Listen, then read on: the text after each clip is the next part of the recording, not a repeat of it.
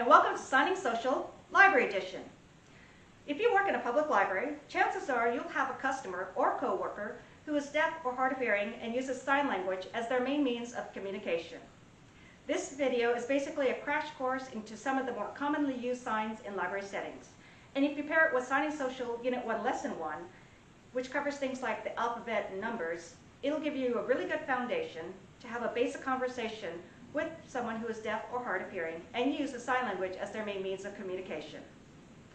I've sectioned out this video into several different chapters based on broad topics so that you can jump to them or replay them or skip over them as needed and not have to play the whole video through or rewind and guess where you're at. So I hope this video is enlightening and a little bit of fun, and let's get on with it. Okay, so before I start throwing a bunch of signs at you, there's some things we should cover, like definitions, accommodations, and how to handle the accommodations. So in the deaf and hard of hearing world, there's basically three categories of people. There's deaf, take an index finger, point at the lip and then the ear, deaf. There's hard of hearing, take an H and bounce twice, hard of hearing. And then there's hearing.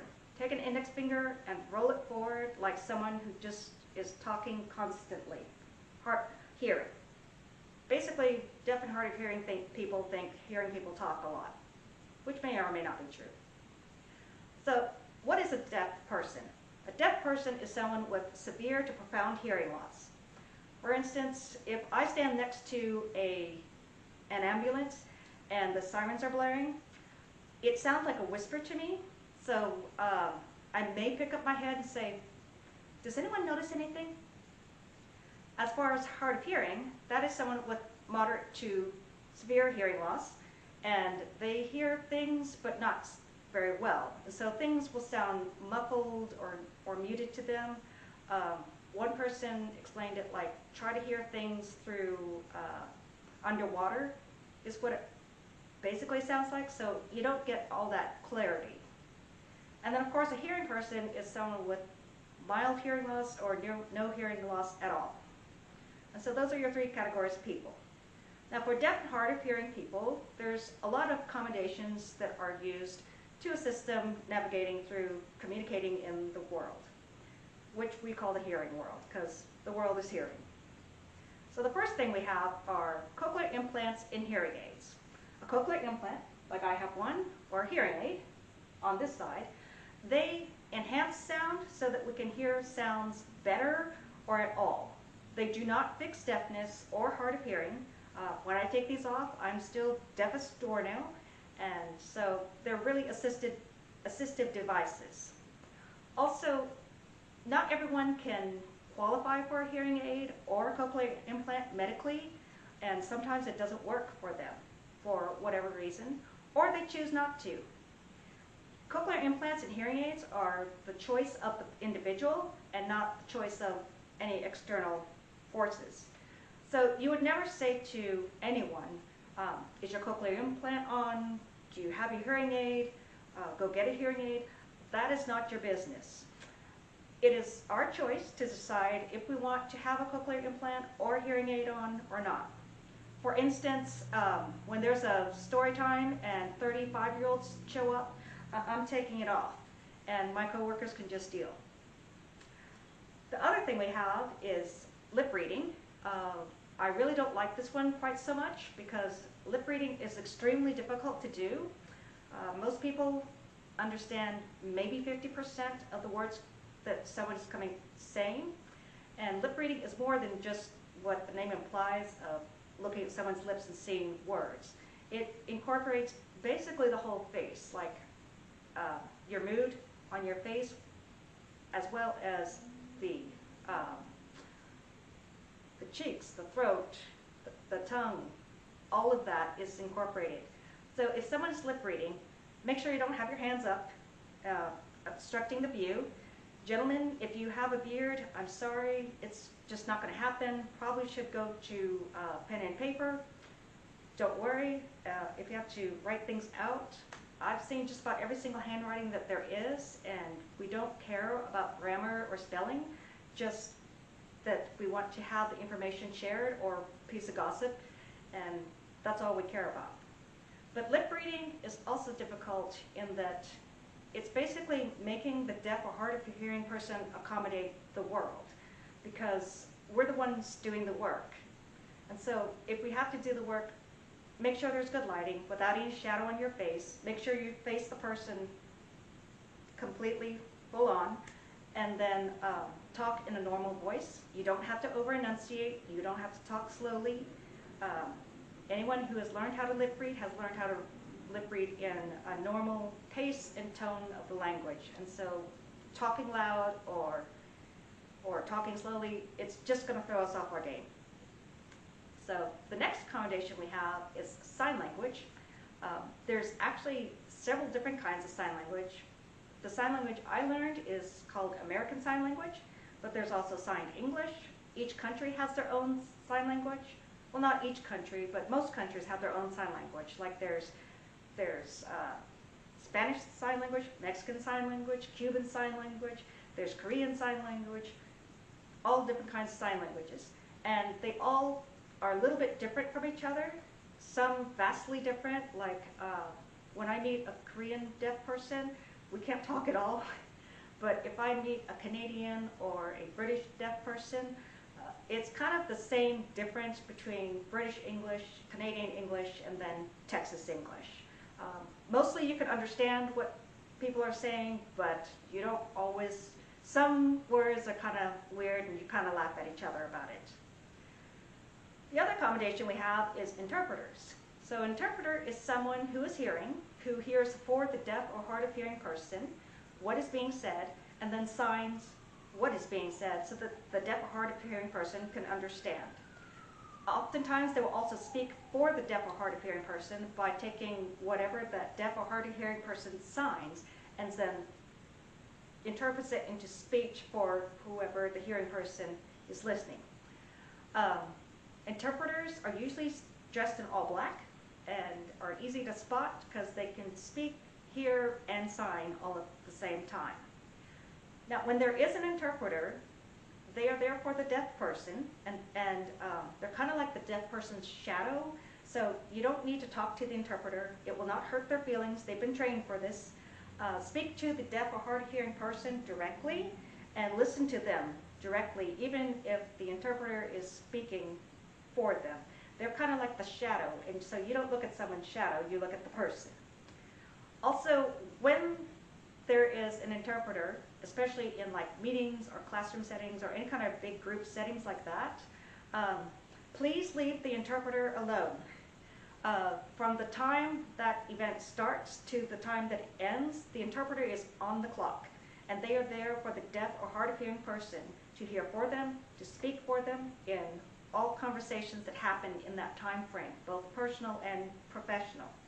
And so if you run up to them and suddenly express your newfound joy of sign language and the beauty of it, which I agree with, that is not the time to talk to the interpreter. They are there for the deaf or hard of hearing person, and you have denied that deaf or hard of hearing person the chance to ask a question to the instructor maybe, or maybe their friend comes up and says, hey, how's it going? Did you see Sharon's new shoes? I saw them too. Wouldn't wear them in public either, but she's brave. You have denied them that. So after the event is over and the interpreter is walking out the door, that is the time to throw yourself down around and grab them around the ankles and then express your newfound love of all things sign language. Or ask them, where can I sign up for sign language classes? So the other thing we have is CART. CART is short for Communication Access Real-Time Translation. Not every deaf or hard of hearing person knows sign language, and so CART is kind of like the courtroom transcriber that you see in court cases or court dramas, and they're the ones typing out everything that is being said. And so oftentimes there'll be a screen, or the deaf or hard of hearing person will have a laptop, and it just types out everything that is being said. And so it's basically live closed captions or subtitles. So the last thing that we have for accommodation is digital devices. This is new and really cool to me because it's only happened within the last few years from the making of this video. Now there's tablets and phones that can act like the cart. They're not completely perfect. Google Transcribe. Google Live Transcribe is my favorite one. It has the fewest errors, and also Google paired up with Gallaudet University, which is the deaf university in DC, and really worked on making a program that had enough smart AI intelligence and what have you to really subtitle what's being said. It does still make a few snafus, and I have to do some guesswork of probably they weren't talking about watermelons. It was something else entirely. And so it's not 100% accurate, but it's pretty good at getting the job done as need be. Now, if a deaf or hard of hearing person comes up to you with their phone and holds it out, or with their tablet and holds it out, don't get nervous. We usually don't record everything because, one, that takes up too much memory, and two, the conversation isn't that crucial to save for posterity's sake. But just speak normally in your normal tone, kind of like with lip reading also, and kind of aim your voice at the device. Don't speak to the device, kind of like with the interpreters. And don't panic. Just pretend you're talking to the paparazzi, or not. But those are all the different devices that can help and accommodate deaf or hard of hearing people. And these are some tips for all you hearing people out there of how to not panic, freak out, or just handle them cool as a breeze. All right, let's get into some signing. So the first things we should do is probably common phrases, because everything starts off with a hello. Well, if you're polite, everything starts off with a hello. Hello is really easy. Just have a flat hand like this and go out to the side and go, hello, hello. Hey everybody, what's up? Goodbye is basically the same thing, flat hand, except you're gonna bend the fingers. So, bye, thank you, see you next time. Bye. Next thing we have are manners, because especially if you work customer service, you want to have good manners. So the first thing we have is please. Take a flat hand. Notice the trend here. Put it over your heart and go into a circle. Please. Please give me the book. Please get off my shoes. Please renew the book. Please. Next thing we have is thank you. Again, the flat hand. And you go out and you say, thank you. Thank you for getting the book. Thank you for getting off my shoes. Thanks for renewing everything. Thank you. And then we have, of course, next, you're welcome. And you're welcome is going to do like flat hand. I'm going to go to the forehead and then to the heart. So you're welcome. And just like in English, it's the same thing for welcome to the library and you're welcome. Now, if you're a cool teenager, you're going to do a Y shape and go, yeah. And so if you are providing services for a teenager, you could really wow them and be hip and cool or whatever that I'm not, and say, yeah, no problem. You're welcome. Probably don't want to do that with your boss, though. You're welcome. Next we have is sorry. Take the S shape over your heart and kind of like please in a circle and say, sorry, sorry we don't have the book. I'm sorry I stepped on your shoes. They're lovely. Sorry. Now, if you're saying sorry as in like you're about to bump into somebody or you need to move past them, you don't say sorry. You actually say open hand like this, and you say, excuse me, sorry, excuse me. So at deaf conventions, you see everybody going around in the crowd going, excuse me, pardon me, sorry, excuse me, coming through, excuse me. So during a conversation, surely a question will be asked because you're in customer service, and so the answers will be yes, no, and maybe. So yes is very easy. You take an A shape, and it's like pretending to be your head, and you just nod it forward. Yes, yes, yes, we have the book. Awesome. No is a truncation of the letters N and O, and so you take the two fingers for the N, and you put them into an O. No. No, we don't have the book. No, there's no story time today. I'm so sorry. No, the sky is not green. No. Then maybe take two open hands, jazz hands, and you rock them back and forth. Maybe. Maybe another library has it. Maybe the sky is green. Maybe we should head for cover if the sky is green. Maybe. And so those are your answers. Now, you may want to assess things, grade them, and so you want good, bad, so-so. Good is kind of like thank you, except you're going to catch it in your hand. So, good. Thank you, no hand. Good. Good. The book is good. That's great that the sky is blue. Thank God. Good. Bad, you're going to take your hand and you're going to pretend like you tasted something awful and spit it out. So, bad. Bad. Oh, that was a bad book. That tastes awful. Bad. And so-so, you take just one jazz hand and you just rock that back and forth. And you say, so-so. The book was so-so. The movie was so-so. I've been scared more. So-so. So those are all of your signs. You have hello, goodbye, please, thank you, you're welcome, yeah, sorry, excuse me, yes, no, maybe, good, bad, so-so. And those are your phrases. People. People who need people. Well, if you're in customer service, you need people to do your job. So there's a lot of different types of people. Before I get into this, I just want to preface this by saying I'm really sorry. ASL is trying to catch up with the times, just like we all are.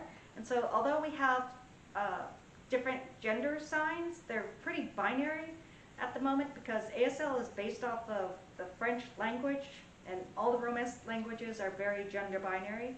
And so you have male, female, and transgender. However, everything in between, like gender fluid, gender neutral, we don't have signs for those yet. A lot of them ideas have been tossed around, but we haven't picked one yet. And so for people like me, I'm sorry. We're working on how to represent properly and more accurately. In the meantime, hang tight. So, the first thing we have are man. Take an open hand like this. Have your thumb touch the forehead and the chest. Man or male. And then woman or female, it's going to be the same thing, but you're going to touch the chin because stereotypically women are shorter than men. And you have woman or female. Boy, take a hand and boys usually wear baseball caps. We're going off a stereotype here. And so you're going to grab the brim of the baseball cap, boy. And then girl, because this is how old American Sign Language is. Back in the day, girls used to wear bonnets. And so you take your thumb and you trace the bonnet strap, girl, girl. So you have man, woman, male, female, boy, girl. Another way to see people are by their ages. And so you have adult. Take a bent hand kind of like this, and you can touch the jaw and the forehead. So adult, because you're fully grown. Adult. Teen, you're going to take the T shape.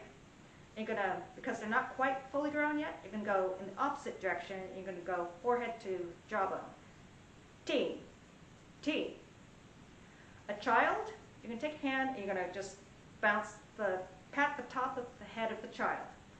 Now, how old the child is depending on how high or low you pat the head. So, you know, child can be here, it was a really young child, or it's kind of a bigger child. In my case, because I'm so short, every child is like this, I'm kidding.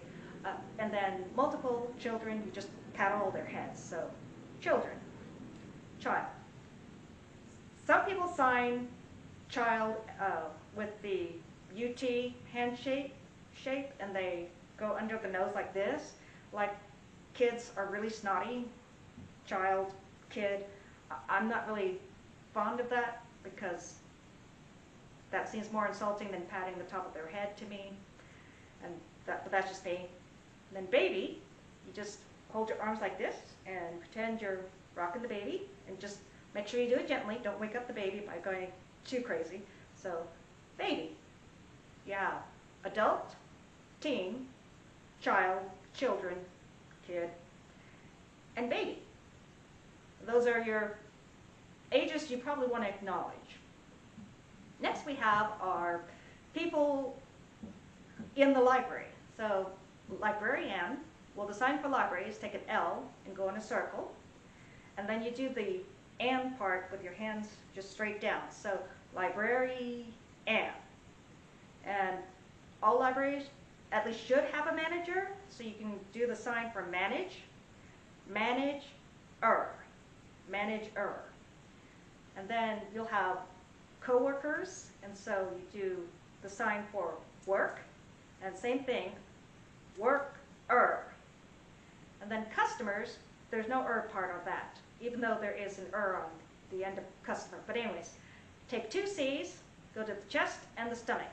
Customer, customer. So you have librarian, manager, worker, co-worker, and then customer. And those are probably just about everybody you'll see in the library. On to the library itself. So we've made it to the library. To sign library, take an L shape and just go in a circle. Library. And libraries have services, so you can just take open hands like this and rock them back and forth. So library services, we have all different kinds of services, programs, check-ins, check-outs, classes, room rentals, everything. Services. And then libraries, if they're good, they're going to have information. So you're going to pinch here and then take what's in your mind and your heart and toss it out. Information. Information. Then library card, you're going to do the sign for library, and then the sign for card, you do the shape of a card. You go out and then down the sides, pinch. So card, library, card. Now this is a card for library card or ID card. It's not a thank you card or any other kind of memo cards or thing like that. It's just for like the actual card that would fit in your wallet. So you have library, services, information, and then library card. So when you get to the library, you're going to come up to the doors. Put two hands out like this, pretending to be a door, and you'll just open one, or the other, or both. So door, door, door. Then floor, you can do the same thing, put it flat, and then out like that. Floor. So if you're in Citing Social Unit 1, Lesson 1, you can now say second floor. Then we have sign. You take your two thumbs, and this is for a sign like something that is marketing an event or product or what have you. And you're going to do the top two corners with your thumbs and the bottom two corners with your thumbs. So sign. So you can say it's under the sign. Nobody reads them anyways. Then last we have is bathroom. Take a T like this, bathroom. Some people will sign with an R, restroom, but most people today sign bathroom with a T, bathroom. Yeah, door, floor, sign, bathroom, bathroom. So once you get through the door and into the library, there'll be different areas. You'll have areas. Take an open hand like this, and you just do in a circle, and that's area or area, area. So now you can say kids area or children's area. You could do teen area, and so area. And we have the materials separated into what is true and what is not true. What is not true is usually called, in a much nicer tone, of fiction. And so you can take an index finger and go across your nose like fiction. And so nonfiction is the sign two O's for non, rocking back and forth, nonfiction. So you have area, you have children's area, teen area, fiction, and nonfiction. So once you get into these areas, you'll see more substantial things in these areas. One thing, of course, would be a desk. Take two hands like this and just clap them together. Desk. And this is also a sign for table, so you can say, reference desk, or, library desk, or, a working desk, but desk, table, that sort of thing. And on the desk, you'll see a pen. Take your hand like you're writing, and an open hand like it's a piece of paper, and you're going to write. So, pen. It's also the same sign for write. To say pencil, you just lick that lead and get lead poisoning, and then write. Okay, it's graphite poisoning. Still, it's not a good idea to lick it, but here we are. Pencil. And then, of course, because we're modern, we'll have computers. So, make half of a desk, and then the letter C, kind of back and forth, like there's a row of computers or a bank of computers. Computers. And the computers house your access to the internet. Two open hands, and then kind of the middle fingers barely touching, and back and forth. Internet. Wi-Fi, most libraries have them available. There is no, sign for Wi-Fi. You just spell out W-I-F-I. Wi-Fi. And then another piece of equipment you'll have is a printer or a copy machine. Most days they're all the same in the same machine. And so you just do open hand like this, and then pinch and printer. Printer, copier, it's the same thing. So it kind of depends on context, but printer, copier. And then email, you do a C, take an index finger and email. Some people might do email, but email, and then you can say email me, or do you want me to email you, but email. And the last piece of technology we have is fax. There's no sign for fax. Well, there's an old school one like this, but most people don't use it. They just spell fax, because it's just 3 letters, fax. So you have desk, pen, pencil, computer, internet, Wi-Fi, printer, email, and fax. That's your library tour. We made it. We met all the people in the library, we made it into the library, and now we can actually interact with the stuff that's in the library. The most common stuff being a book. So, book. 2 hands like this, and you make it into the shape of a book. Magazine, you can take half a book, and you're going to basically point to the thin spine of the magazine, because most magazines have really thin spines. So magazines, otherwise known as serials to librarians. Magazine. Then newspaper. So if printing and copying wasn't confusing enough, the same sign for print and copy is also newspaper. Take an open hand and newspaper. The sign is actually print, but newspaper, so there's a lot of humorous TikTok videos of people asking, do you want a printer, do you want a copier, do you want a newspaper? I don't know. What do you want? So, newspaper. Now getting into the multimedia section of the library, we have DVDs, and just like English, we just spell out D-V-D, DVD. Blu-ray, not quite like English, but we sign the letter B and rock it back and forth for the color blue, and then we spell ray, so Blu-ray, Blu-ray. And on DVDs and Blu-rays are movies. So you have the stand here, and then the screen here, and you rock it back and forth because it's a motion picture. Movies or TV, which like in English, we just say TV, TV. And then we have CDs, signed CD, same as English. And CDs will have music, just open hand like this, and then wave your hand back and forth for music. Or it'll have audio books, a speaking book. So music, audiobook. So your multimedia section is DVD, Blu-ray, movies, TV, CD, music, audiobook. Once you find all of these things, you're probably going to go do something with them, like check in or check out these materials.